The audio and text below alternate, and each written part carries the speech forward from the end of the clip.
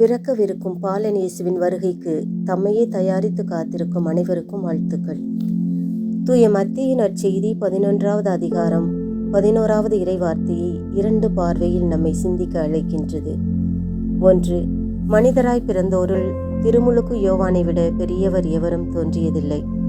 இந்த வார்த்தை இவரை மிகவே மிகைப்படுத்தி உயர்த்தி கூறுகின்றது.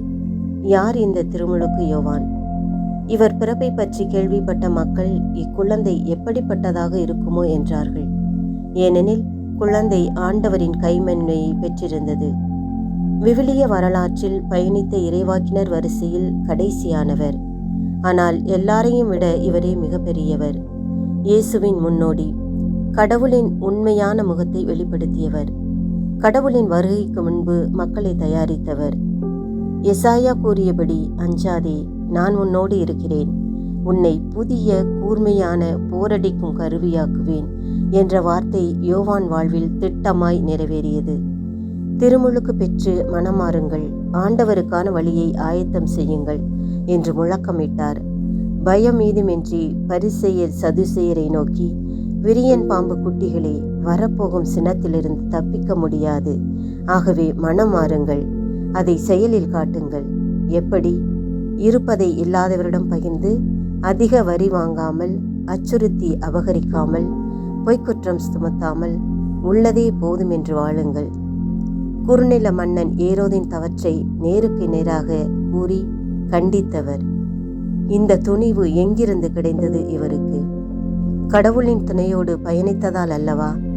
பழைய ஏற்பாட்டில் பயப்பட வேண்டாம், நான் உங்களுக்கு உதவ வருகிறேன், மீண்டும் பயப்படாதே என்று கபிரியேல் தூதர் கன்னிமரியிடம், மேலும் புயலின் மத்தியில் படகில் தவித்த சீடர்களுக்கு இயேசு கூறியது பயப்படாதீர்கள் என்று. நம் மீட்பு அருகில் வந்துவிட்டது. அன்பு நம்மை சந்திக்க வருகிறது.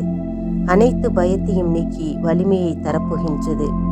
முழு மனதோடு இறைவனை நாடுவோருக்கும் தூய யோவானின் வெளிச்சத்தில் நடக்க விரும்பும் மனிதர்களின் இதயத்திலும் ஏசாயாவின் வார்த்தைகள் எதிரொலிக்கட்டும். 2. ஆயினும் விண்ணரசில் மிகச்சிறியவரும் திருமுழுக்கு யோவானிலும் பெரியவரே.